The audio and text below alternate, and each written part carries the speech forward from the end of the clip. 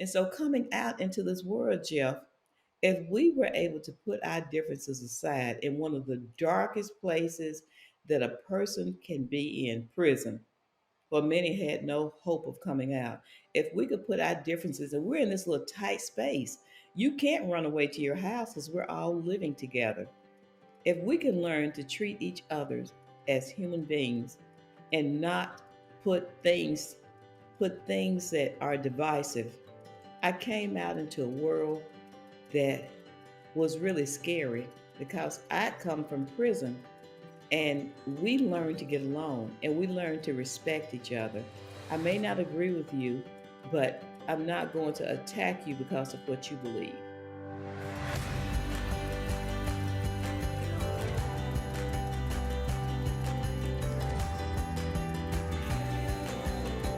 Welcome to episode 20 of People Are the Answer. I truly believe that people are the only answer to the world's many problems. I'm Jeffrey M. Zucker, a serial entrepreneur, here to learn how innovators are creating outsized, transformational social impact. Today's episode features Alice Marie Johnson, a true light to the world. She is the founder and CEO of Taking Action for Good, an author, and has received many awards such as the Ebony Power 100 Award, Special Olympics Event Coordinator of the Year, named a Women's Rights Defender by the United Nations, and the CAOC Advocate for Justice Award, among others. Alice was convicted of a nonviolent drug offense and sentenced to life plus 25 with no chance of parole, despite it being her very first offense. Despite that, she kept her spirits up and became a force for good in the prison system. After serving 21 years, her life sentence was commuted by President Trump with the help of Kim Kardashian West. And Alice has been working to free others that don't belong in prison since the day she was freed. For me, this was really one of the most powerful episodes, and our discussion had me truly getting emotional. Alice and I discussed her journey, criminal justice reform, her attitude, and much more. Here is Alice Marie Johnson on People Are the Answer. Alice, welcome to People Are the Answer. Thank you so much for joining me. Well, thank you, Jeff, for the invitation. I truly believe that we are the answer. Absolutely. That's obviously how I feel and appreciate your support in that. And it really is an honor to have you. This is the 20th episode I've done of this podcast. Uh, but I have to admit, it's by far the most nervous I've been. Uh, you've been such an incredible force in criminal justice reform and changing the lives of inmates. And I'm honestly just in awe of your efforts, especially under your circumstances. So it really, really is meaningful for me to have you today. Oh, thank you, Jeff. And I really appreciate the work that you've been doing in this space too. So I give you applause and kudos too for what you're doing.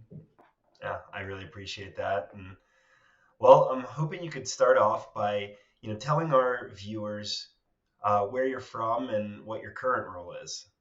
I'm from a small town in Mississippi, Olive Branch, Mississippi. I I really have a dual cityship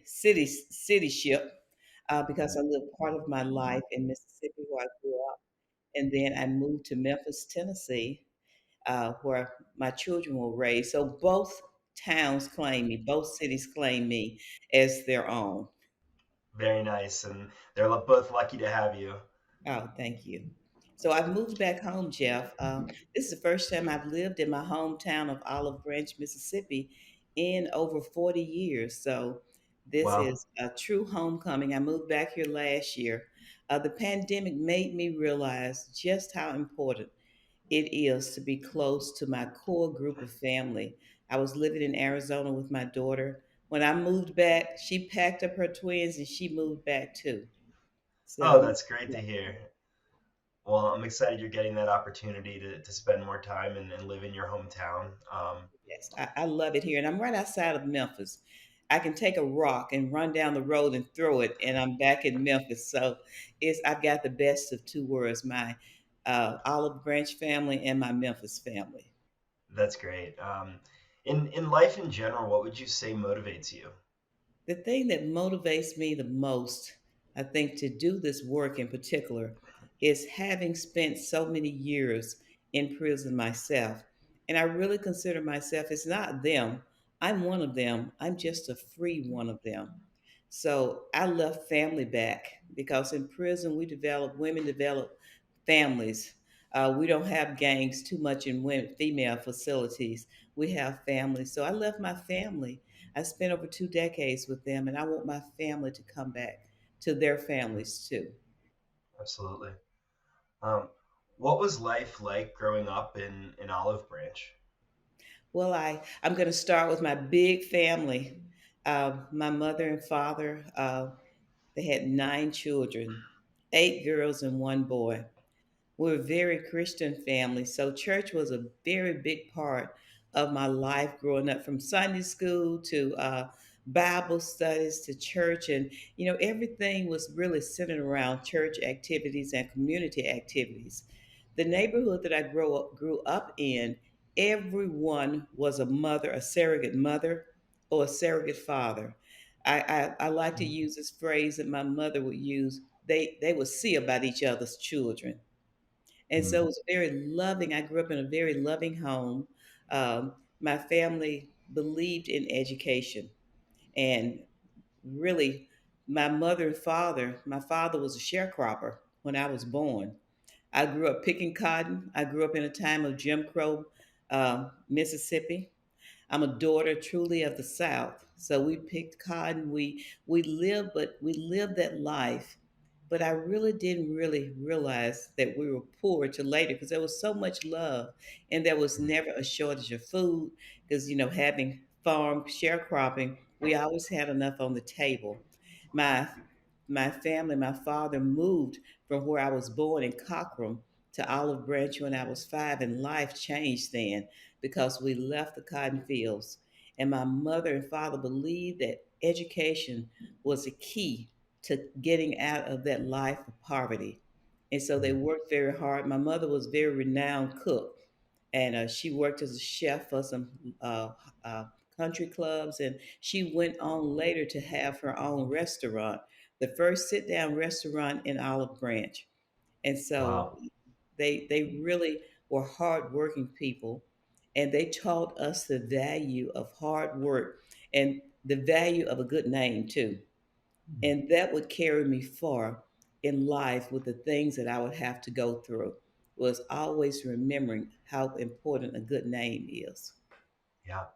I mean, it sounds like you had incredible parents, and I've found that people that do create a lot of impact, a lot of them do have really good parents, regardless of their financial situation. You know, that makes such a big impact on where your life goes, and I think you've very clearly carried their values with you, and um, you know, obviously it was not easy, I'm sure, but it sounds like there was incredible amount of love, and Oh, yes, a lot of love. And one thing, too, that my parents instilled in us, even though we grew up in Jim Crow, Mississippi, my parents, they taught us the value of looking past the color of skin, looking past everything, and accepting people for who they are. And when I went to prison, my mother told me, never forget who you are, not to conform, not to, I'm going to paraphrase it to what the young people say today, don't just go along to get along. She wanted me to remember my good name and my character. Don't leave that. Don't compromise myself when I go to prison and try to conform. So that those lessons that my parents taught me early on, as I said, would take me very far. Uh, just really growing up in Mississippi and really being kind of living a kind of a sheltered life. Um, I got pregnant when I was 15 years old from watching things on TV and wanting to be like other people. And it was the time of the 70s. James Brown was singing his songs. Everyone else was doing things, and not really been out there in the world. I found myself pregnant at 15. I'd walked away from some things and married at 15. So I was one of those uh, teenage brides and teenage mothers. But even with that, I had my second child in school. I was married by then. But from my parents who still pushed me to get my education, I still finished school on time, even though I had to miss a full year out of school. And back then, Jeff, if you were pregnant in school, you were not allowed to go to school with the other children. So my sophomore year was the year that the schools were desegregated. And so I missed that year. But knowing how important, I was just determined that even though I had to stay out that year, I was not going to get behind my class. So I would have my friends bring their homework to bring me their books. I read their books.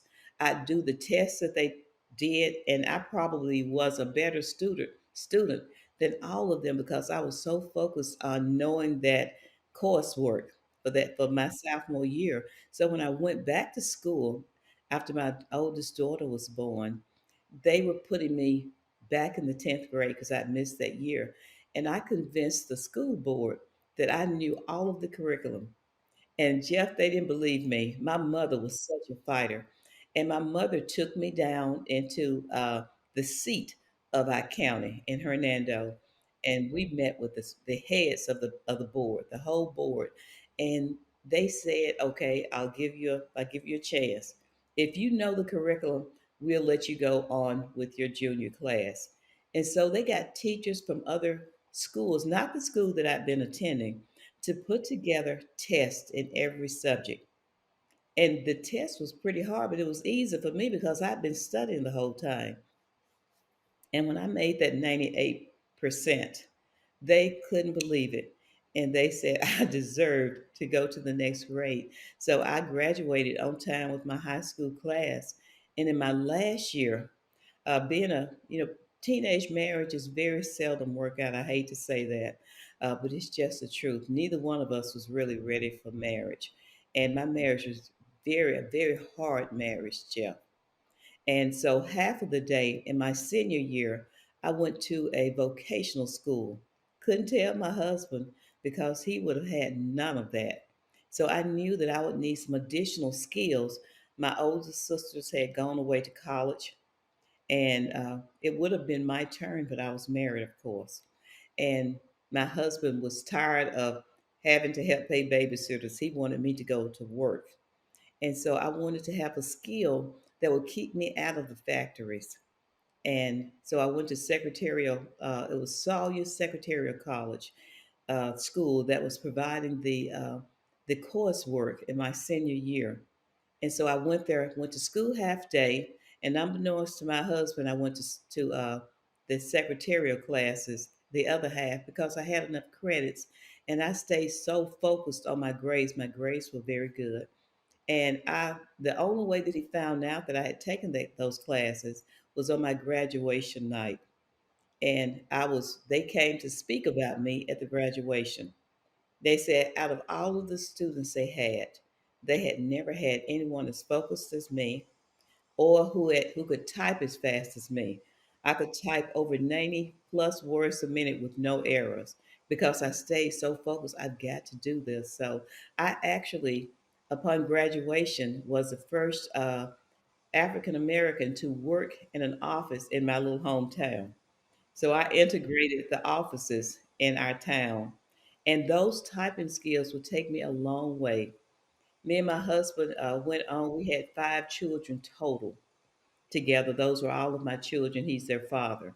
Um, but those skills would serve me well because I would enter entry level positions with my skills, typing skills, and I'd rapidly move up because of my hard work ethics.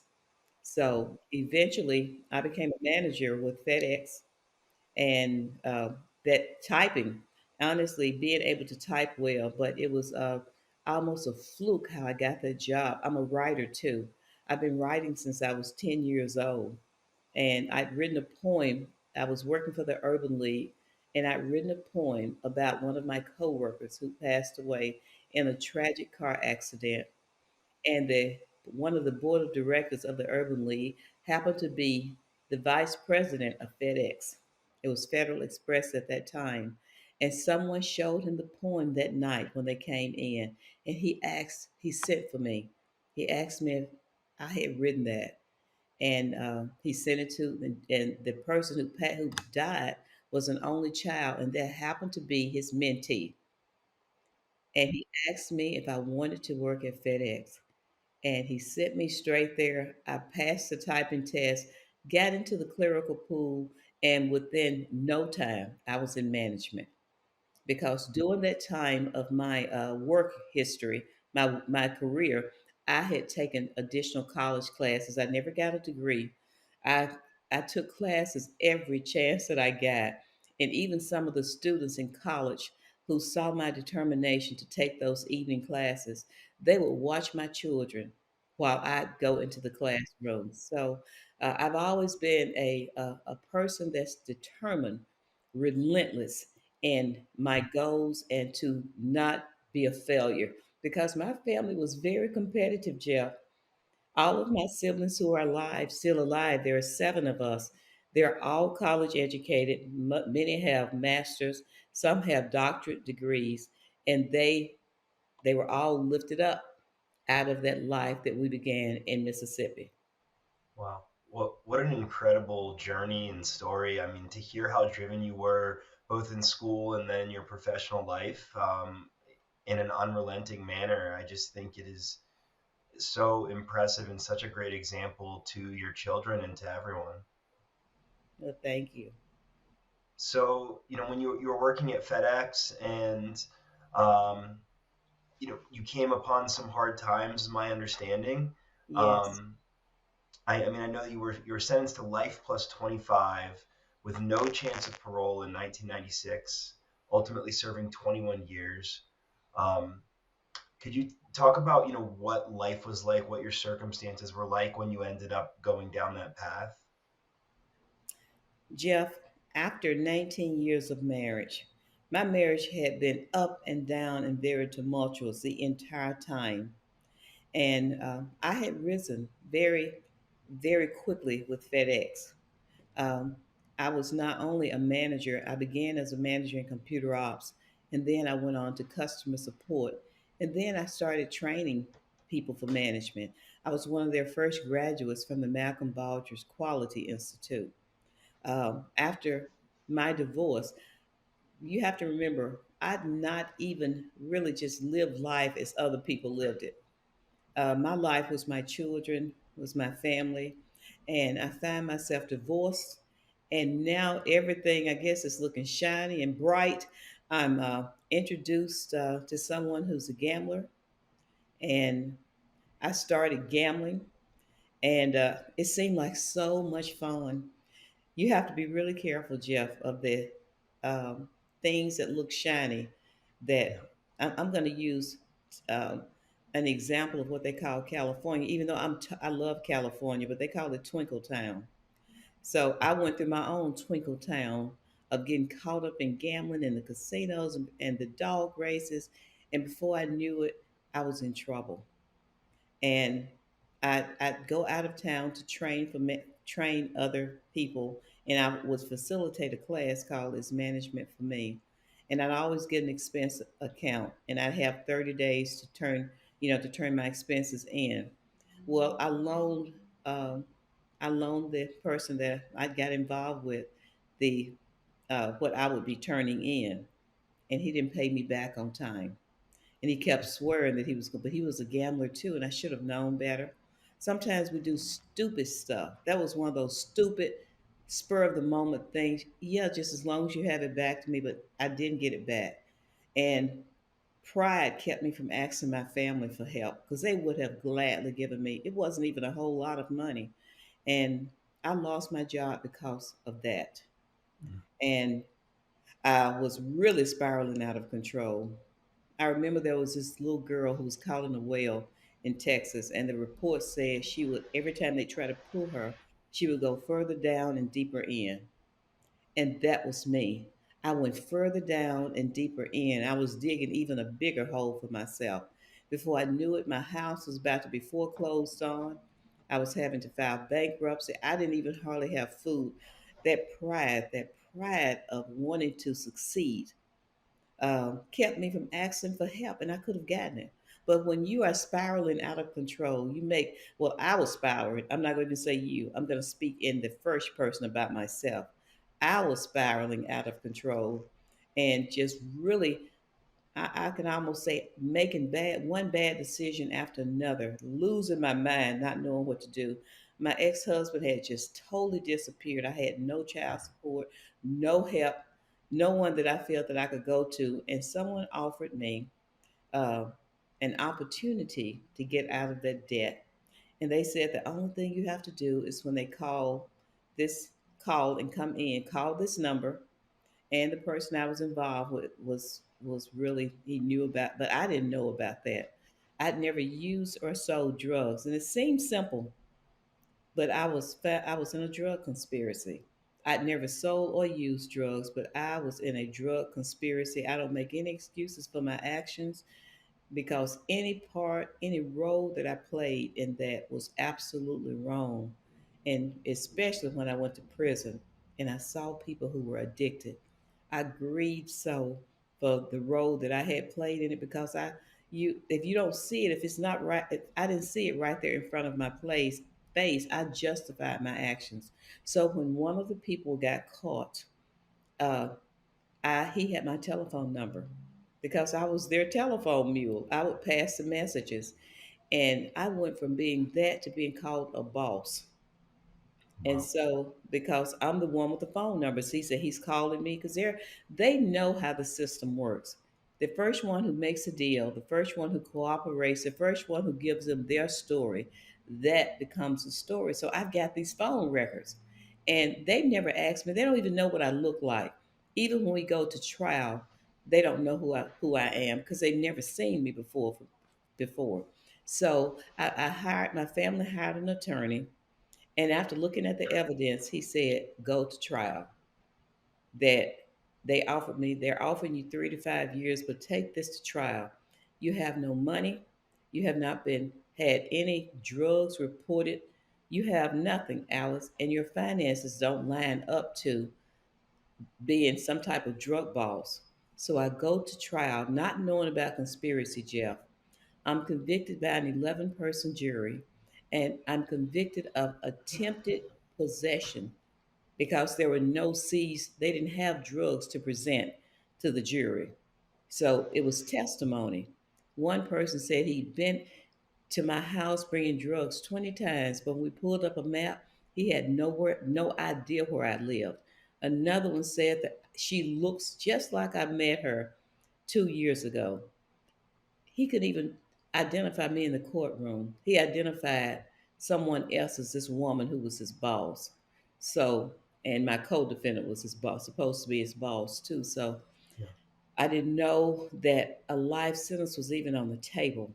Because if someone says they're offering you 3 to 5 and never having had any run in with the law, I couldn't even, that never even entered my head. I couldn't even think 10 years. I didn't even think I would be sentenced to Yeah. 10 years. I thought, because I didn't know anything about the justice system, that I'd be sentenced probably to that 5 years that I didn't take because they said three.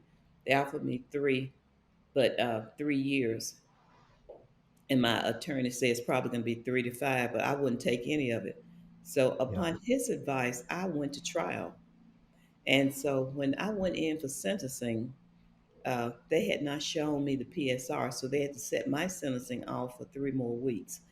And when I got it and I saw that they were the guidelines, the mandatory minimum guidelines, not for the drugs that were seized, but for the drugs that were testified to. And I found out something else that they could do is they can't do that anymore. They didn't have to have a specific amount that they could come in, the prosecutor could come in and say an estimated based on testimony. I guess if this much came in at this time, we're going to multiply that, and this is what the amount is going to be. So that huge amount of drugs that was on my case didn't even exist. It was literally testimony, and Wow. so the the um, the mandatory minimum called for life, and I received life plus 25 years at my sentencing. Jeff, my family, my father, I talk about that in my book because that was one of the hardest days of my life. not for me, myself personally, but seeing what it did to my family. When that judge pronounced that sentence, my father, who was a strong, proud man, always a hard-working man who took care of his family, I heard him sobbing, and I Mm, knew it was his voice, and I couldn't look at him. I just silently mouthed the words, "It's gonna be okay. That it's gonna be mm, okay." And when they handcuffed me, and I got. Let me back up just a little bit because mhm. another horrible day was the day that I was found guilty. It was on Halloween, and while I'm handcuffed, the agents are in my ear saying trick or treat. They're going trick or treat, trick or treat. It was Ugh. crazy. So on that day that I was sentenced, my children were there to hear that life. I had a teenage son who would go on to get in trouble. All of my other children, my oldest daughter had graduated from college, so she was an electrical engineer. She just gotten a very good job out in Arizona. That's where she lived until I came home from prison. My other daughter was in college. She wanted to be an attorney, and my other son was taking computer programming. And a part that I left off that was critical during the crazy time of my life, that when bills were crazy, my youngest son was killed in a tragic accident, Mm, and so I didn't even have money to bury my son. So even trying to walk away from that, I get pulled right back in. And I guess that's the deeper down, further in, yeah. because I'm caught. It's like I'm trapped in that situation. And even as I look back on that time in my life, Jeff, when I read about that time, I don't even recognize that that's me they're talking about, because it was a very stressful, crazy time in my life. But Yeah. it was gonna get worse for sure. You think how can it get worse than life plus 25 years?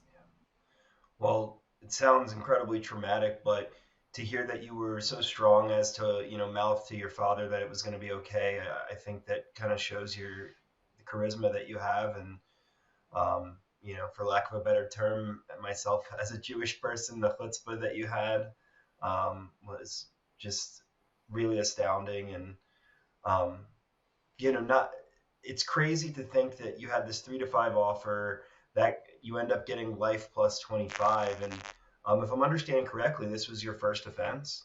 Yes, I'd never been in trouble before ever. So It's I didn't just, know anything about the justice system. I'd always grown up, thinking that the justice system was just. I didn't know anyone who had ever been to prison before. And so I had this probably like most people, I had this fear of people who had been in prison, yeah. because I'd never come in contact with anyone who had a criminal record either. So you get this sentence, and it's incredible and sad to see what the criminal justice system can do to people like you. Um, now that you have learned so much about the system, what are your general thoughts on mandatory minimums? They're absolutely wrong because they put a rubber stamp on people. They don't look at any circumstances. Nothing is looked at everyone. There's no comparison. That honestly, uh, they're used to weaponize. Uh, I'm going to say prosecutors to force people to take plea deals. Too many people take plea deals, Jeff, Yeah. who should not have taken a plea deal. They're so afraid that if they go to trial and lose, that they're going to be sentenced under mandatory minimum. And I just believe that it is absolutely wrong. The judges should be given more ability to run their own courtrooms and sentence people based upon common sense. You have myself, nonviolent first time offender. There was no violence whatsoever in my case, no fighting, no knives, no guns, none of that. No violence, a nonviolent crime, no violent acts, nothing. No one even charged with a gun. And I'm getting this terrible sentence. And the money laundering charge automatically comes with a drug conviction. If you're convicted of a drug crime, you're going to also be get a money laundering charge automatically. And I was wondering what money did I have to launder. Because when I was in my PSI, they have to do a pre-sentence report, and I only had $500 in the bank. I didn't live this lavish lifestyle of a queen pin. My car wasn't paid for. My house was only about $100,000 house that my daughter that they lost when I went to prison. Hmm. They didn't. I didn't have stash money. That if I was a queen pin, I was the worst one in history because everyone had money but me. Oh man, that is very rough to hear, but you took it very well from everything that I've seen. I'd like to talk a little bit about your time while you were incarcerated. And I think I read a quote from Amy Pova, co-founder or founder of Can Do Clemency. She was quoted in 2014 about working on your case, and she mentioned that you were always a ray of sunshine. And that to me, from all the stories that I've heard of your time incarcerated, that embodies your time. You were a ray of sunshine. You continue to be. And Thank you. I want. How did you maintain your happiness and composure and confidence in prison? The confidence that you might one day return to freedom. That again, I have to contribute to the parents who raised me and the conditions that I grew up in Mississippi. Picking cotton in the fields, Jeff, we'd always start singing when things got really rough. When those cotton bolls were sticking our hands, cutting our hands up, or things were really hard, my family could all sing. They were singers and played instruments and piano. And they start singing because it's pretty hard to sing and complain at the same time. And so that singing served me well in prison. But really listening to my mother, uh, the last thing that she was telling me before I went in, not to let anything change me. Don't just conform. Don't remember who you are. And I prayed and I asked God to use me in prison, that if he could use anything, any gifts that I had, use me. I really surrendered everything. And one of the first things I had to do, Jeff, was forgive all the people who'd harmed me, including my ex husband, including myself, who'd harmed myself by making very bad decisions. And that freed me, was not to walk around in bitterness. It's like a weight was lifted off of me. And I couldn't just say I forgive you because they didn't even know. They probably didn't even care. But Yeah. I made a conscious decision. I'm going to add them to my prayers. I'm not trying to act like I'm some type of saint because I'm not.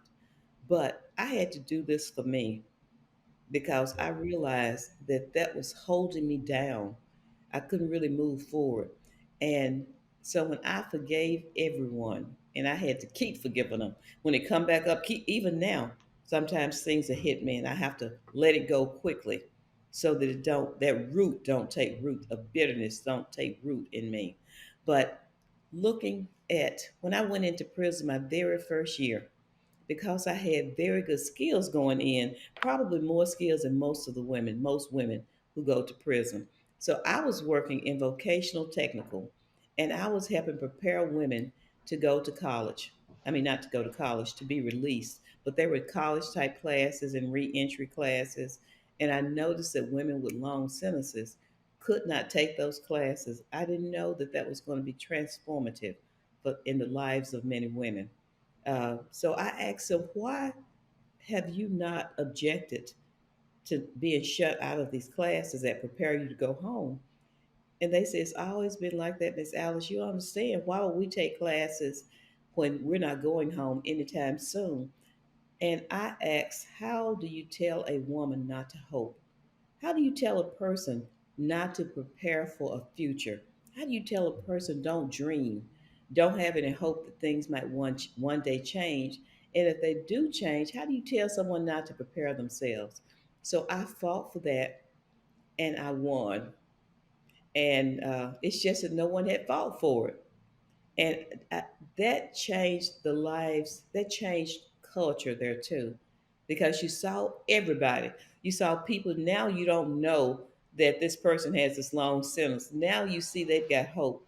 And it changed it in other prisons also. Yeah. They had a percentage of women who and men too, who they had to make these classes available for. So I didn't know that that one act of just believing that you can do something, because I've always been a woman of faith, just believing that you can do something would be transformative in the prison system. Yeah. And actually, when I came home from prison, Jeff, I didn't even know that I had been nominated to be a women's rights defender. That's not the only thing that I fought for women while I was in prison. From fighting for their children being abandoned through no fault of their own because their mothers had these long prison sentences, but from really starting just changing environment with writing plays, doing getting so many Yeah. things done. Well, I was summoned to the United Nations 9 months after my release, and I was awarded the designation of Women's Rights Defender, and there were only 4 women from around the world, and I was the only one from North America, and the only former prisoner probably, but the only one who's recognized for work that I had did as a prisoner. So I was that was such an honor for me, and I didn't really fully grasp what a great honor it was until later when I found out that I was the only one from North America.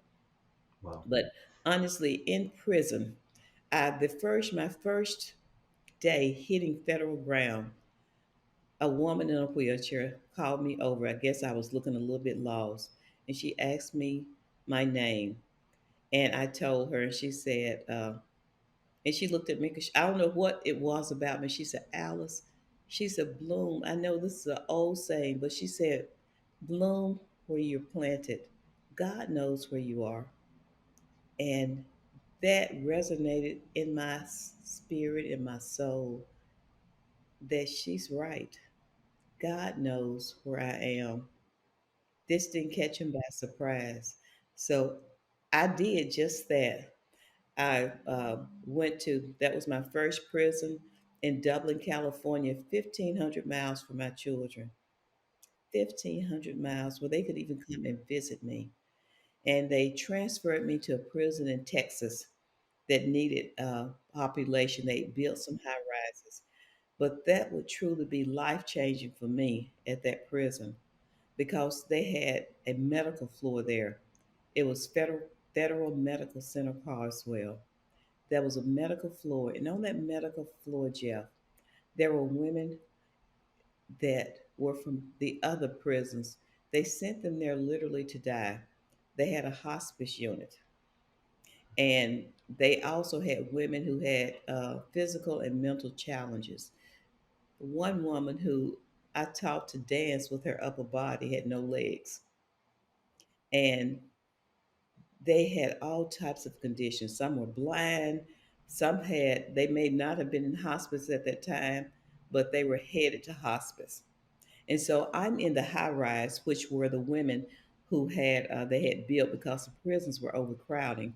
I'm in the high rise, and we're the ones who don't have physical challenges. So we take care of the others, and we do the regular work because the women in the hospital part of the prison can't work. Most of them can't work, and so while I was there, I would see these women. I always see it because I became not only well known there as a playwright. I started putting on elaborate plays because I wanted the women there to experience theater. And so for that period of time, we'd have to run 4 performances. People from the outside would come in to see the plays that I wrote. When I went to the next prison, they had to get tickets to come see my plays. And so I became very well known in prison as a playwright. But also, I became known too for my care of the women who were not, who were marginalized. Imagine you being marginalized because you're in prison, and then women being marginalized because they're sick and they can't participate in things. So I helped coordinate the first ever Special Olympics for women who were in prison, and that caught the attention of the Special Olympics head, not the one in prison, but just the Special Olympics. And they came out to see what we were doing to the performances. And I received a special recognition as special, as Special Olympics Coordinator of the Year award. I think they made that up, Jeff, just to give me something because they were really impressed by that. And I did so many things with so many different faith groups, with so many different communities because I saw people as people. And Yeah, so many times, that's all people want is to know that you see them and that yeah, you're not letting things divide you, like your faith or your race or whatever else may be going on in your life. I treated people as people. And I heard you say something about your Jewish faith. I mhm. blew the shofar for the Jewish community. That's Um, incredible. yeah, they didn't have anyone. It was Rosh Hashanah was coming up, Hmm. and the person who'd been blowing the shofar could play the trumpet apparently. But one of my good friends was from Israel, and I asked that Rosh Hashanah was going to follow my father's birthday in September that year, and she would always. I started going to Shabbat services with her because she Oh. told me, she said, "Don't you want to see what Jesus did on Fridays?" Friday, so I had to go, and that's how she lured me in. So I went with her, and I wanted to hear the shofar blown, and she said, "Alice, we won't hear shofar this year." She told me that the person who blew it had left, and they had no one this year.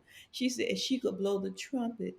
I said, "Well, I blew the French horn when I was in band." She said, "You blow French horn? Do you think you could blow shofar for us?"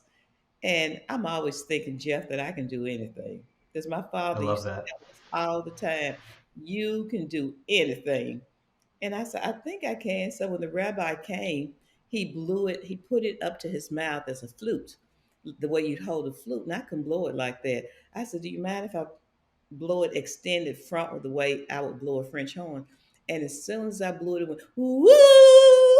Yeah, I know With that sound.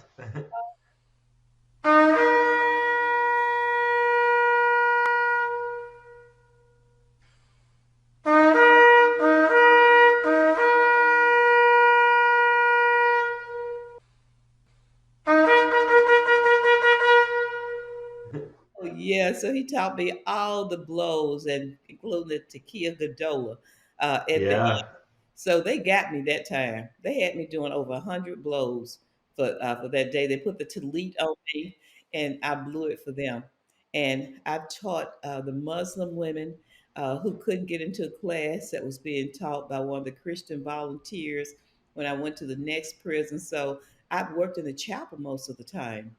And so I would set up for different faith groups. So they loved me because I always made sure that their rooms were very clean. I made sure that I was of service to everyone. Whatever their faith is, that's their faith. And so I ended up teaching their reentry class for them so that they would be able to get credits. And so That's it was really something knowing that. And so coming out into this world, Jeff, if we were able to put our differences aside in one of the darkest places that a person can be in, prison, where many had no hope of coming out, if we could put our differences, and we're in this little tight space, you can't run away to your house because we're all living together. If we can learn to treat each other as human beings and not put things put things that are divisive. I came out into a world that was really scary because I come from prison, and we learned to get along and we learned to respect each other.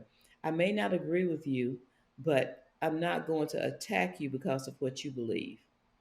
right. So I just had to put that. So that really prepared me for this, but it Yeah. didn't prepare me because I was shocked.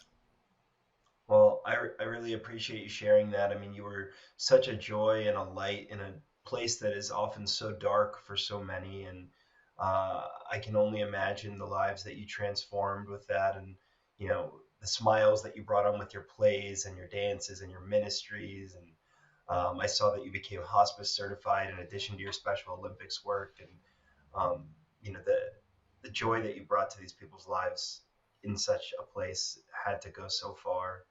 um, I, I'm curious of all the various programs that you were involved with while you were incarcerated. Was there one in particular that you thought had the biggest impact on inmates, or one that you thought should always be sticking around even without you?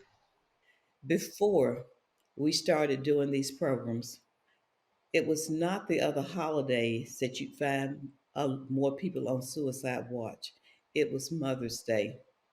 So I knew I had to do something for that holiday because I also sat on suicide watch sometime with the women who were on suicide watch.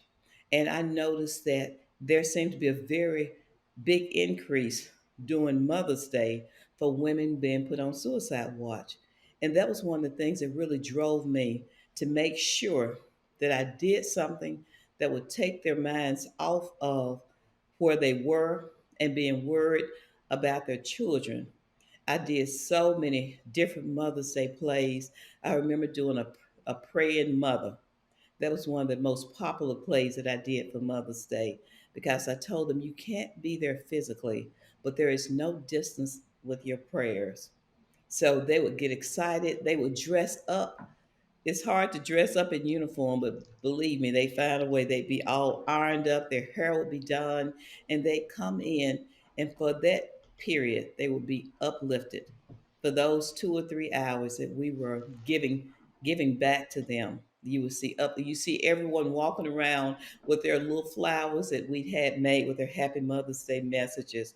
They go to the dining room to have chow, they call it, and you see them sticking their little flowers in their pockets, being proud to have, to be a mother. And it changed. I saw that we could change the environment. I would tell women all the time, Jeff, that if you can do good, do it. If you can do good, do it. Everyone has the ability to do good.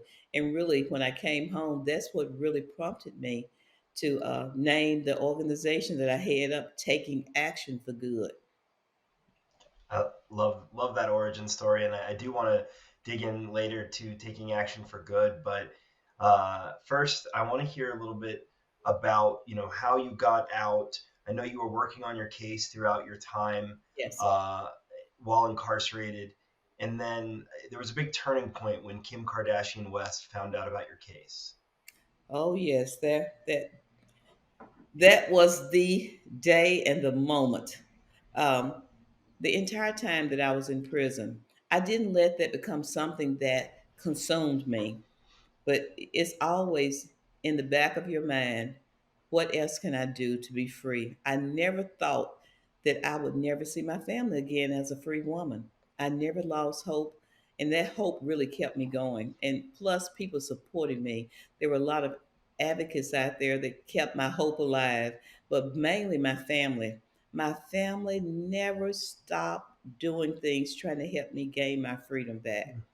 And I never stopped doing things either. I taught myself how to file motions. I went to the law library, I studied, and I not only filed my motions, I filed, in fact, one of the ladies whose motion I filed, she was set free and I wasn't set free. I would help Wow. others do their clemency petitions, uh, so many things. And they kept me going too. Because you know what, Jeff? It's something about when you're helping someone else, you don't have time to focus on yourself when you're serving others and you're pouring out to them. It makes that time go, and it makes it, I guess, a sense of accomplishment that I've helped someone else. And that time, it's really, I guess that's why so many people are philanthropists, because they can give from their treasures.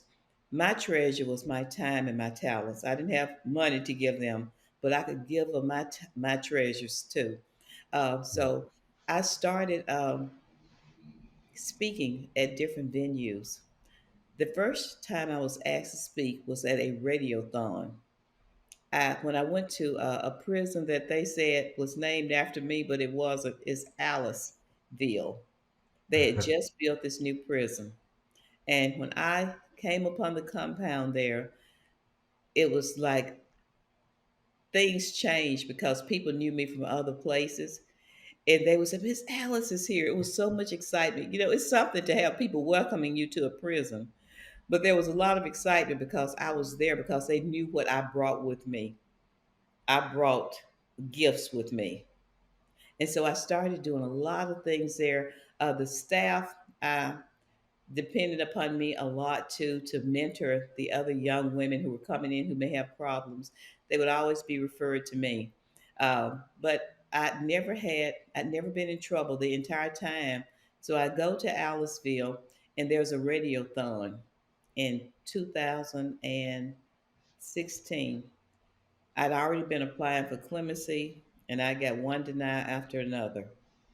And this whole clemency project 2014 kicked off, and I just knew that I was going to be set free because I met all of the criteria. 10 years in prison. I'd already served way more than 10 years by that time. Uh, not no bad conduct.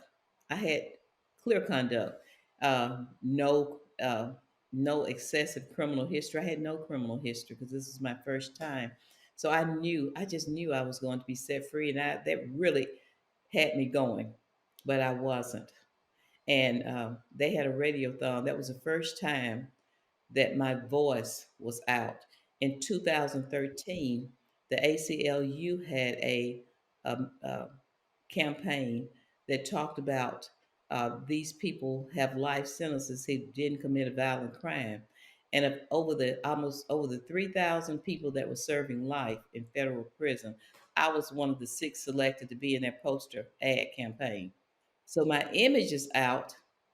Now my voice is out on the radiothon. I'm the only prisoner who spoke on that national radiothon that was held in Washington. And then I was asked to speak at Hunters College uh, via video, the video visitation we had in place, and that was approved. Then I spoke at Yale University, the University of Seattle, and Washington. Uh, then I started speaking at Google and YouTube events. I spoke at New York University.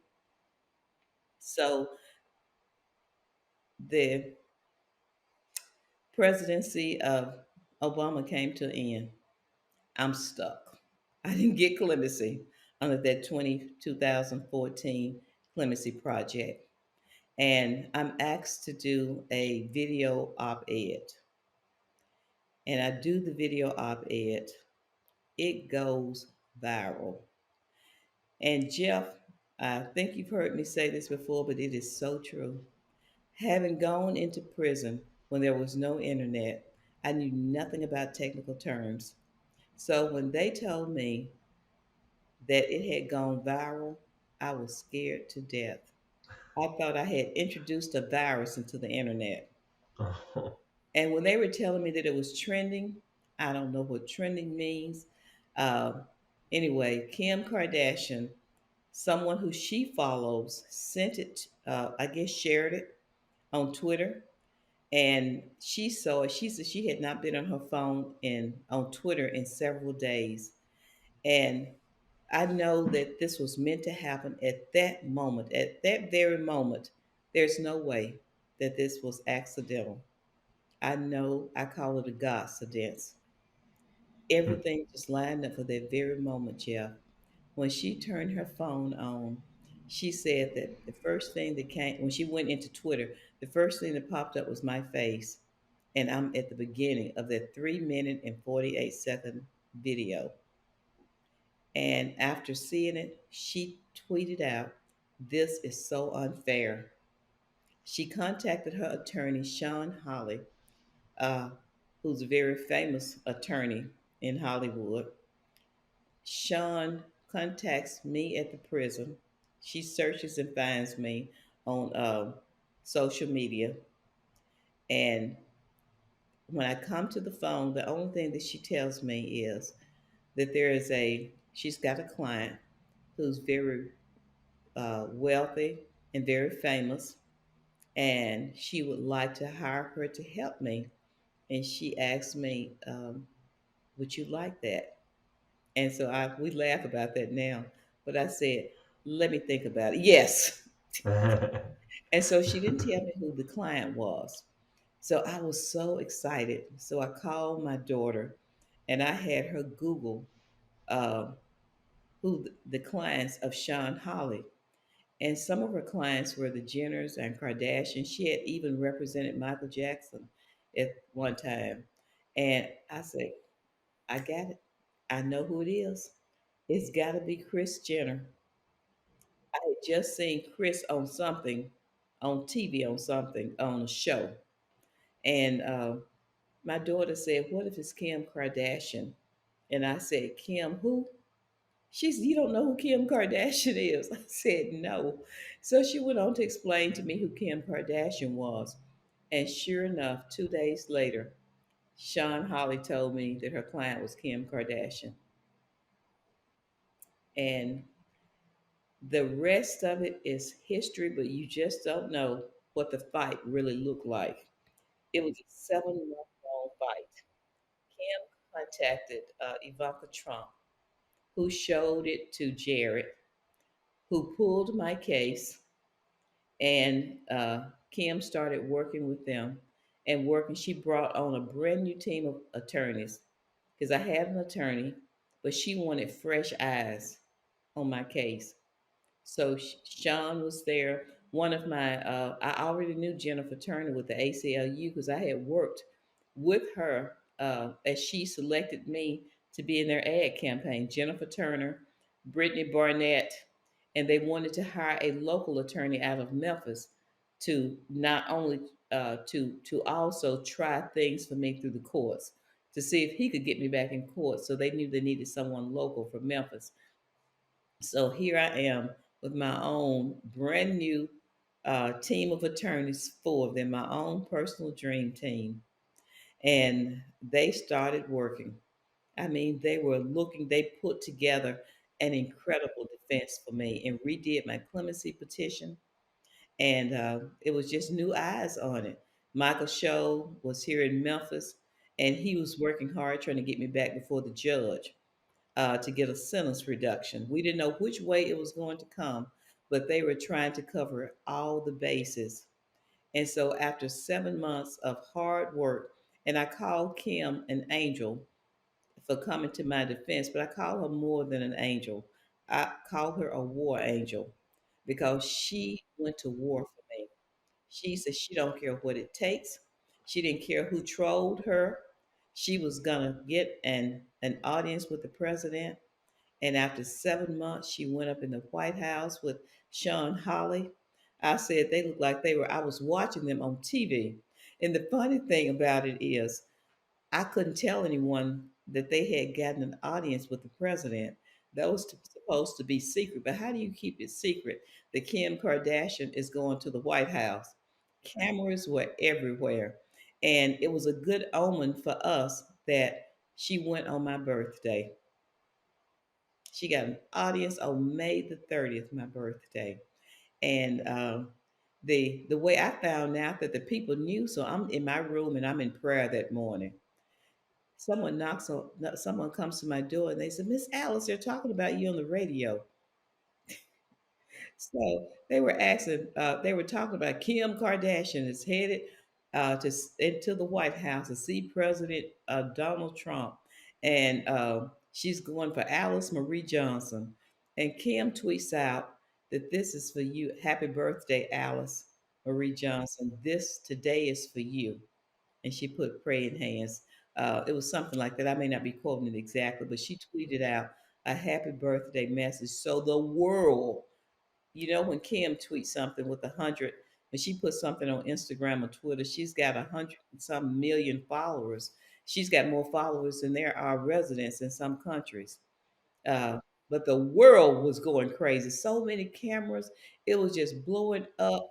I go to my email because we've got email in prison. I got everything is going crazy. I called home. My family's going crazy because I didn't tell them she was going to the White House. So the secret is out.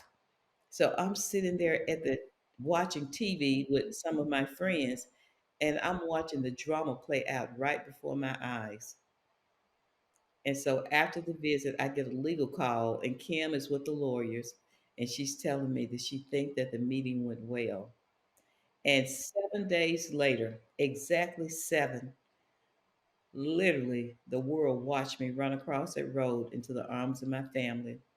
That morning of my release, I had no idea when I went to bed that night that that would be my last night in prison. When they were showing it on the news in the in the newsroom, because we had a TV room that was news and sports, they were saying, Miss Alice, you're gonna go home today. They're talking about President Trump might be signing your clemency. I go into I run into my room.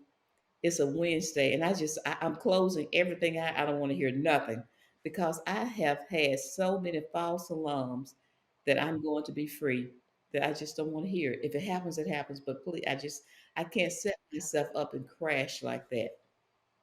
So I'm looking out the window and I'm praying, and it's lunchtime. And Wednesday, Jeff, is hamburger day. So I decided I am not going to miss my hamburger because we only get it once a week.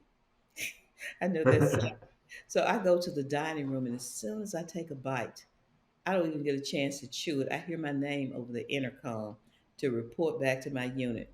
I'm still refusing. People are passing me. Miss Alice, I think you're going. I'm like, I just keep walking. I get there, and it's a legal call. My attorneys are on there, and then Kim comes on. She's at a photo shoot. I find out later, and so Kim is telling me we did it. I'm like, and I said, did what? Because I've closed my mind. She said, you don't Right. know? And she tells him, you don't, she don't know. And I didn't know. So Kim was the one who told me that I could go home. Wow. And the people were, the unit that I was in, it was three big buildings with one, two, four units literally in each building. And it holds 1,600 women, but it was about 1,300 that day. And the women were watching me on each side because I'm in the middle of the building where the counselors' offices are. And they're beating on the doors and they're crying and they're going crazy, saying, Miss Alice is going home. Because it's already on the news now that I've been granted clemency. And I go back and I'm just like a zombie walking. I'm so happy that I don't even know if what I should do. I've gone into this crazy state. And so I'm trying to get things together. I'm wondering, am I going home today? My case manager tells me it's going to be today. So I've got stuff everywhere. People are trying to do my hair and help me get dressed because I'm just and I just start giving stuff away. And an hour and a half after that call from Kim, I hear my name over the loudspeaker, Jeff. Alice Marie Johnson, report to R&D with all of your property. When they said that, how we could hear it from the other buildings, all you could hear was this big loud, like a big thunderclap or an earthquake.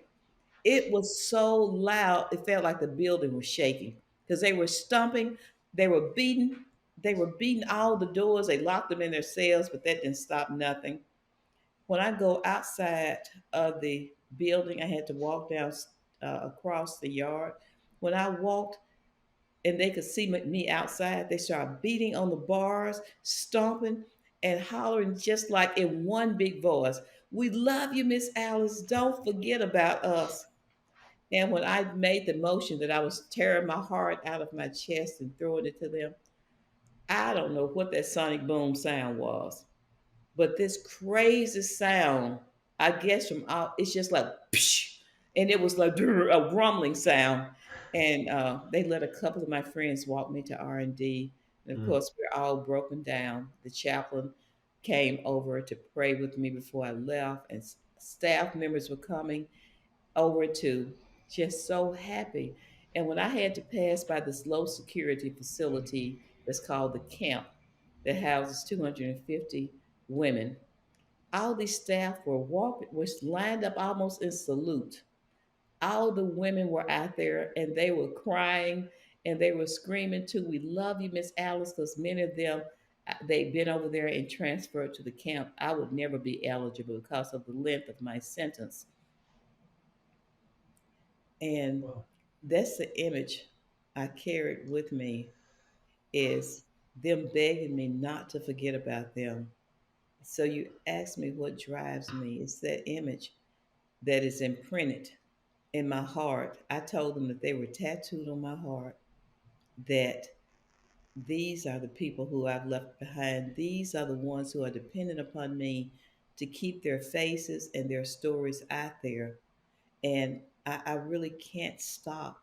I've been so privileged and blessed, Jeff, to have my freedom that the moment that I came out, the next morning, I was up on almost every news outlet.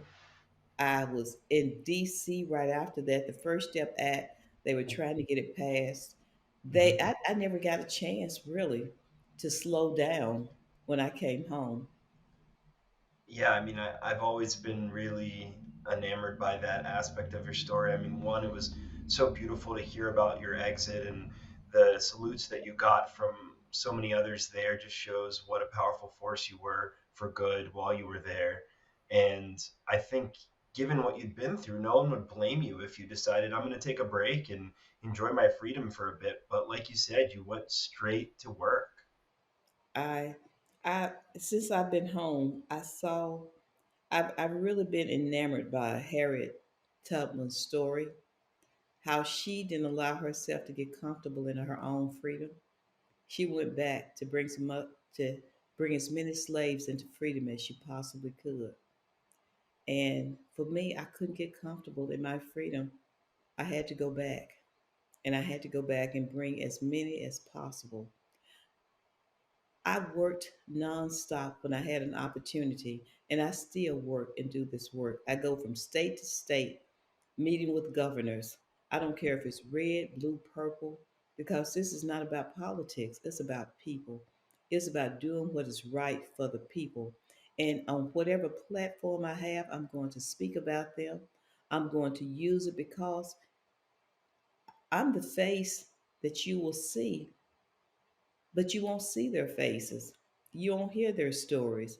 I represent them because they've said many times how unique I was. And it might sound like my case was unique, but it wasn't.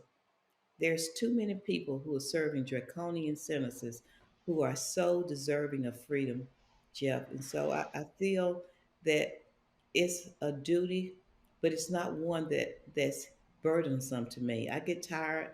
I submitted over 100 personally. I worked and worked and worked when I was asked to find deserving candidates. I launched Taking Action for Good during a pandemic because people needed to find me. They knew that I was working trying to get their cases into the White House before the president. And if they don't know me or know someone who knows me, how are they going to find me? So I hadn't planned on launching it during a pandemic, but I did. And it's a good thing I did because some of the people who were set free would never have been set. I'm not going to say never, certainly would not have been set free when they were set free had they not found me on my website, Taking Action Mm. for Good. And so I submitted over 100 clemency petitions and pardon petitions and cases. And of those 100, I was able to help 46 people get a second chance in life through clemencies, pardons, and help them with compassionate releases too.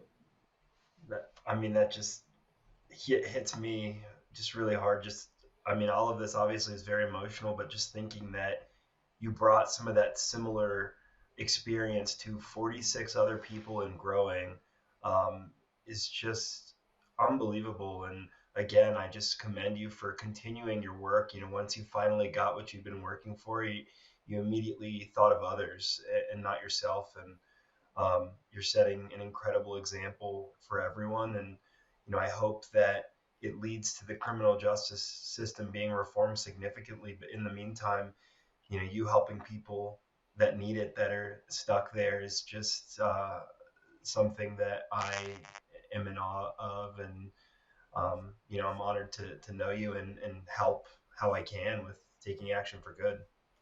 Well, Jeff, I really thank you too because you've been very supportive of the work that I've been doing. As we were working for the faces of the 4,000, you were right there on board with us, helping us to try to get the financing that we needed. So I really appreciate what you've done for us and you know, that everything helps. And even though those over 4,000 people don't have to go back, don't have to be in fear that they're going to go back after the pandemic. they're still not totally free. They're free prisoners, but not free people. So I'm still working hard for them to come off of supervised release because even after serving a term of supervised release, they still have to complete their probationary period. So Mm, clemency still would set them free from ankle monitors, from the cloud that hangs over them, that because they could still violate and go back mm. on technicalities. Yeah, my understanding is it's far too easy to trip a technicality. It is. Um, I recall talking to someone who was incarcerated recently. They didn't answer their phone because they were in a class, Hmm. and that triggered their return to prison. Yes. But clemency would set them free from that. So, Right. look, Jeff, now we've got this big pool of great candidates who already have jobs, who have reconnected with their families. What better? You don't have to have in theory that they're going to do well. They've proven that they're going to do well if given the chance for freedom. So, I'm really pushing now not just to keep that cloud, but to help them gain clemency. And so I will continue with that push. I've got a huge pool of already vetted because they were vetted by the BOP, by the Bureau of Prisons, that they were no risk to let them come out, and none of them, not one of them, have committed a violent crime. And that's something that's been a little bit worrisome to me, is that with the uptick in violence, and now people speaking more about hard on crime, tough on crime. There should be tough on crime, but these are not the people. They're targeting some of their in that whole tough on crime talk. That's what triggered mass incarceration. Yeah. That's what triggered mandatory minimum sentencing. I think that we need to have a more reasonable approach to Yeah. how to solve this problem, and how we it's the same thing as mandatory minimums. It's putting a rubber stamp on people. Now you're categorizing all people that have committed a crime as violent criminals now, and we need to lock them up and give them more time. You were soft on crime, and now look what we have. We have an uptick in crime. These are not the people. You are not measuring them correctly. These are not the people that's causing the uptick in crime. Right. These are not the people that's on supervised release. These are not the people that we should be looking at. So I just don't want, in the process of all of this, that they start enacting crazy laws again and Yeah. locking people up with draconian sentences. So, Yeah. I mean, I hope that our one day our criminal justice system can lead more with humanity and compassion. It certainly yes. doesn't do that now. And just to be clear for the audience in terms of what we're talking about, these individuals were on supervised release during COVID as part of lessening the prison population, and then reintegrated into society. You know, got in touch with their families, got jobs. Mhm. Is that accurate? Yes, that is very accurate. But the thing that maybe people don't know, they were released under the CARES Act because of the risk of COVID, but they weren't released solely because of that risk. Uh, they were released uh, also because they posed no threat, no safety threat. They didn't just say everyone who has underlying conditions, let's let them go home. They had very stringent guidelines, even more stringent than clemency, before these people could be released. So are they not also worthy if they are working jobs and back with their families and they have proven? Because some of them have been out 2 years already. These people need to be completely set free. And it's very important to just emphasize what you were saying, that despite the uptick in crime, it isn't coming from this population. Right. There's statistics, there's great organizations like Recidiviz that are showing us Hmm. clearly that these aren't the individuals that are causing the uptick in crime. Yes. So I'm hoping that we can keep magnifying that, especially through podcasts like yours, Jeff, through me speaking out about it, through all of us raising our voices and not just being afraid that this is not going to be politically okay. To now we need to switch over. We need to switch Yeah. gears and let's everyone get into a tough on crime. Let us not be tough on families, because literally the war on drugs was a huge failure. It was more a war on families and not just a war on drugs. It took mothers and fathers out of the homes for decades. When I first came to prison and I was on that it looked like a slave ship, a slave plane. They called it Con Air. I saw Mm, all of those young men shackled, many of them poor, selling, I'm gonna say, rocks in their communities back for tennis shoes. And they're sentenced to life, sentenced to 30 years, 50 years. And just looking in their faces and that scene of what this war on drugs costs mm, and taking these young men out of their communities for these long sentences, not they not even realizing that they were going to be caught up in this conspiracy net, in this war on drugs net, and their whole lives will be taken away from them. So I don't want to see this happen with this tough on crime because of the violence. They need to be tough on the things I'm seeing, but these are not the people. yeah, And just putting more without coming up with some solutions and just saying we're going to rubber stamp people again, you are mm, about to enter another era of mass incarceration if we don't mm. use some common sense. Absolutely, we need to use common sense. I mean, the war on drugs was so much criminalizing circumstances, and instead of using compassion. And as you know, I fight hard to bring the war on drugs to an end and work on drug policy reform. And it's devastating the impact that it's had on the prison system and on so many people. So thank you for your work on that. And you know, Jeff, when one person goes to prison, their entire families go with them. Their communities go with them because you've taken a mother, a father out away from, and so many. I didn't even know there were women like that in prison until I went and sat among them myself. Do you know the large percentage of women are there are single mothers, and many of them trying to take care of their families, caught up in a conspiracy. Some of them had addiction problems, but that is the vast majority. The female population, that's why it's so important for me to stay out here doing what I do because people forget about the women.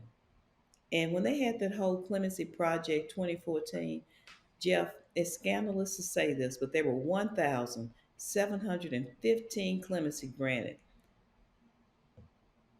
The number of women who were granted their freedom out of that number was barely 300 out of 1,700. Wow. I mean, Wow. and the female population has been the fastest growing population along with the elderly in the last 10 years. Prisons are turning into nursing homes because of these long sentences. I saw it with my own eyes. The female population has increased over 700% in the last 10 years. And It's we just got to be more humane and do something about it. There was so much good traction mm, on criminal justice reform.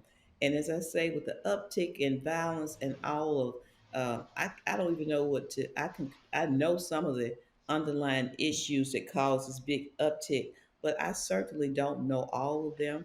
We had some very violent summers with burning and looting, and people started, I'm going to say, it just became a whole craziness in this country with some of the things that were taking place. And I don't have the solution, but the yeah, solution is not to criminalize people who are not part of the problem. absolutely. And like you mentioned earlier, like the name of the podcast, people are the answer. People like you doing everything they can to push us in the right direction, and taking that bottom up approach where everyone's getting engaged at the lower levels and pushing it upward. And you are a tremendous example for that and creating amazing impact. And I'm really love what Taking Action for Good has been doing. Um, what do you hope for its long term future? Well, I hope that we will see, as I told the women, that everyone has the ability to do good. I don't want people to just see issues and walk away and feel helpless. I want them to know, as your podcast, people are the answer, that we are the answer. We have to take action, not just have sympathy, but we have to take action. We have to know what policies our elected officials support before we even go to that ballot box. We've got to get back into using our power as voters. And thank God I've got the power of my vote back because I received a full pardon. So I might just be one, but it's a whole lot of ones of us. And if I can keep impacting the opinions of others to take action for good, that's what I want. I want it to not just be uh, an organization, but I want it to be a movement that we take action, that as you say, people are the answer. And we can do this. We don't have to feel helpless. I learned those lessons in prison, that very first prison, when I took action to try to change the system. And I was only one person, but you'd be surprised what the power of one can do. Absolutely. I'm only one voice, but I've got others out there who are now carrying this message. Well, when it comes to taking action, how can individuals listening best support someone that they know that's in need of a case review or reopening? Well, with my organization, we tell the stories of we're basically storytellers, but we do more. We are able to shape legislation. We are able to get the stories out there of people who have been impacted by our justice system. And that's really a big part of moving legislation. I found it out with my own story that if people had just read about me, it would not have had the same impact. If a Kim Kardashian had just read about me, but when she saw my face and she heard my story, that changes hearts. So we found that we were able to partner with other organizations that have issues because this, from the arrest all the way through the sentencing, all the way through the imprisonment and the release, there's a story in that. And that drives change. And so Yeah. I would say make sure that you're trying to get their stories out there. One of the people that I was able to help, we literally found him on social media as we were just wanting to make sure that we were identifying as many people as possible to help as many as we could. So don't just sit on their stories, get them out there. And Right. also get know who your representatives are. If there's many organizations out there who are doing this work. We are just one organization. We're storytellers. I really love the highlighting of storytelling and how impactful that can be. I think, especially in this society that we're in now, where it's hard to maintain people's attention spans, high quality content is one of the things that can do that. And like you said, really feeling the emotion in someone's story can be the thing that makes the impact. Yeah, for sure. But I would say family support. If you have a loved one that is incarcerated, I don't care what their sentence might be, what the length that man says their sentence is. Don't ever stop hoping. Don't ever let that person know you're giving up on them. Encourage them. I'm not saying sell them, give them just pie in the sky dreams, but a card, to send them a card sometimes, to give them an uplifted message because they're not dead. These are your loved ones, they're human beings. And I sure would hate to think how my life had been if my family had just accepted that I have a life plus 25-year sentence. They would send me cards on Christmas, my birthday, just cards to say, I love you. What an uplifting thing that is when an incarcerated person knows that you have not forgotten about them. Even if you're not saying that I'm believing for your release or fight, just let them know you love them, that you still have value, you still have worth. And even if they're incarcerated, they're still breathing the breath of life. And that's how I would see my situation. That whether I'm free or bound, I'm still gifted with the gift of life, and I can make a difference right where I am. And that's what my goal became. It's powerful, and it's really important to remember, not to forget those that are incarcerated. And there's so many lives in there, and regardless of their sentencing and their crimes. So I thank you for sharing that. And um, another thing that you shared that I thought was really powerful was your book, Afterlife: My Journey from Incarceration to Freedom. Would love to just hear a little bit about that, the motivations behind it. Yes, it's my memoir. It starts with my humble beginnings in Mississippi, and it goes all the way through. It's a book for anyone because it is a book of hope. It is a book of survival. It's a book of second chances too. And I've had many people who tell me who know nothing about prison. That's not really, they didn't get that from it because it's not focused just on prison. It's a journey, and it's a journey that I'm still on, and I have not reached that destination yet. That's beautiful. I hope many of our viewers check it out. I'll be sure to link to it. I hope that will. Kim Kardashian wrote the foreword to my book, and she talks in her foreword about how I impacted her life, and she impacted my life too. Neither one of our lives will ever be the same. My case, my story, meeting me became the catalyst for her to seek uh, being an attorney because she wanted to understand cases more. She said her life will not be the same again because of meeting me and becoming involved in my case because so many people discouraged her that what does she know about the law? What can she do? And that's she didn't listen to that. She said, she tried. And look at how she prevailed. And I've been called many times the face of criminal justice reform because my story, my case became the catalyst for people to see a human being, an ordinary person like myself, a person with a family, a grandmother, a great grandmother, a daughter, a sister, an aunt, a friend, come home and what it looked like to be reunited with my family. And even the president, after seeing my case, there was not sentencing reform in the First Step Act. And if you go back and you look at his press conference, he said, and I asked for sentencing reform to be added because I don't want there to be another Alice Johnson. And because of that First Step Act, over 20,000 people have come home early. What if I had did opposite of what my mother said and just conformed to my environment and felt hopeless and did just whatever while I was in prison?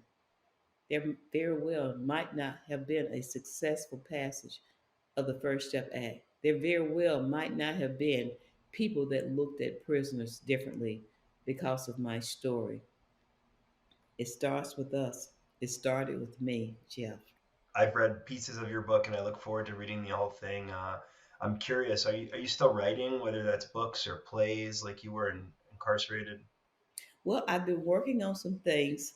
I started back journaling again, and my book really kind of stops with my release and some things I've been able to accomplish, some short things. But and even just as big of a story is what I've been able to accomplish in these little bit over 3 years of freedom. I cannot even believe the places I've been, the impact I've been able to have from legislative to families to just sitting down with families to juveniles. The first place I went when I was set free was to a juvenile detention center. And I would learn a year and a half later that one of the young women who was at the juvenile detention center made the decision the day that I came and visited and spoke with them to change her life. And she went on to become valedictorian of her class. And I didn't know that until I was at an event. And she said that the woman who changed, turned it around for me is here today, is here tonight. And when she called my name, I was totally shocked. So we don't know, Jeff, the seeds that we plant. All we do is plant them. We don't know how they're going to be watered. We don't know how they're going to grow. We just plant them. And you heard about that instance, but I'm positive that there have been other instances where you've completely changed someone's life and not even know it many, many times. So, what a powerful thing to have come back to you. And um, I'm excited to help and be part of it as you continue to change lives. Well, thank you so much. Well, I would invite anyone to come along beside us on this journey. We only have this space and time to make a difference. But I keep going back to your what you say. It starts with us because it's so true. We cannot be spectators anymore. We've got to get into it. We've got to get into this whole thing. We've got to come off the sidelines and get into changing our world, the lives of others. Because when we change one, you're really enriching your own life. You change things in your community, the impact will be generational. So if we keep that in sight, what is that theory of a butterfly fly wing flapping and what it does to the Hmm. universe to change something? Let's have that butterfly theory. Let's Yeah, create some change. absolutely. And there's a couple of questions that I want to ask that I like to ask my guests, and the first one being, throughout this process, is there anyone that you've considered a mentor? Well, I've got an individual that I'm always calling him my mentor, and that's Mark Holden. Uh, Mm-hmm. I knew Mark. I heard of him when I was in prison. At that time, he was a senior vice president uh, um, for Coke, Hmm. and he really took me under his wings when I first came out. We met up my first month. Within a couple of weeks, we both ended up at Georgetown University speaking on a panel. And somehow Mark and I ended up just connecting and speaking different places together. And he really took me under his wings to uh, to make sure that I was in the right spaces and that I knew things that were going on.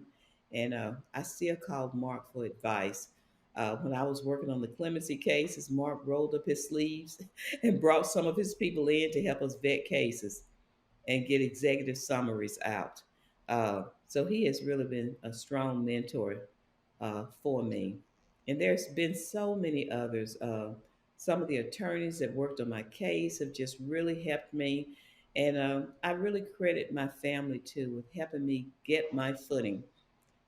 Because without their support of making sure that the simple things to you in life that I was able to navigate in this new world that I found myself in, my family has been absolutely incredible. Imagine someone going down in a submarine and they emerge over 21 years later and what that world looks like.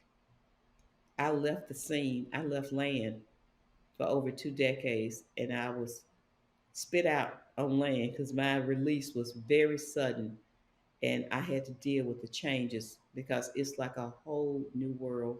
Yeah, And they have been so patient with me, and so many people that I've just met along the way who have shown me so much love, Jeff, and so much kindness.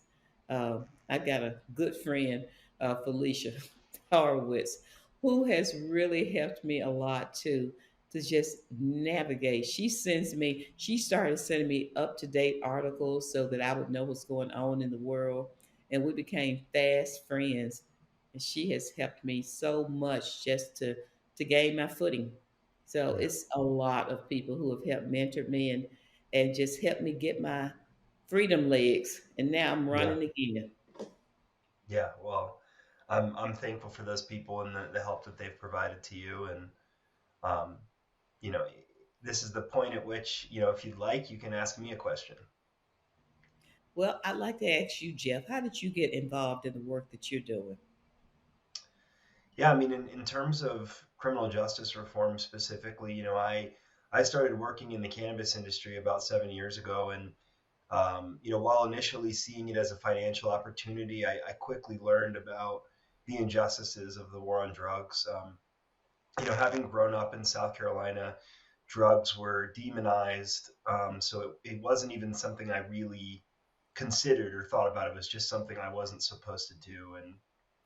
And in my early 20s, I was introduced to cannabis and saw that it wasn't, uh, should not have been demonized. And I was curious why it had been. So I started digging in and doing research and, learning about the war on drugs and the disproportional enforcement amongst different races and things like that. And I was felt compelled to help right some of these wrongs. And I joined the board at the Marijuana Policy Project in 2017, and um, I've learned such a tremendous amount in that role. And fortunately, we've been able to change a lot of cannabis laws, and just my work in that space got me into other drug policy reform areas, and that eventually, led me into criminal justice reform and trying to help change the sentencing and prison systems. And um, really, it's stories like yours, like you're saying. The stories are so powerful, and I met people and I watched things and I saw these individuals that were humans that maybe made a mistake. And I don't think people should be judged for the worst mistake of their lives for the rest of their lives. And that one mistake should necessarily ruin a life. And I see so much potential in people in general. And so to think that we're locking people up way more than anyone is doing anywhere else, it was just, I was sickened by it and compelled by it. And I get more and more motivation when I talk to people like you and some of the other guests that I've had on this podcast to keep pushing forward. Well, Jeff, we really appreciate you because you haven't experienced prison, but you have really experienced it through the lives of others, the impact that it's having on our communities. And this whole cannabis thing is absolutely insane. A multi-billion-dollar industry, and we've got so many people who are serving long sentences. Um, John Bolin was serving a life sentence for marijuana conspiracy. He was Hmm. one of the ones who was able to gain his freedom through clemency. There are so many other cannabis prisoners that I just think that that's something that can be done quickly to Hmm. fix that. How are you going to have something that's legal and people are still serving these long sentences? So Yeah. I'm I'm I'm just appalled that it's Yeah. going on this long. So I Yeah. stand with you in that fight for Yeah. changes in these cannabis laws.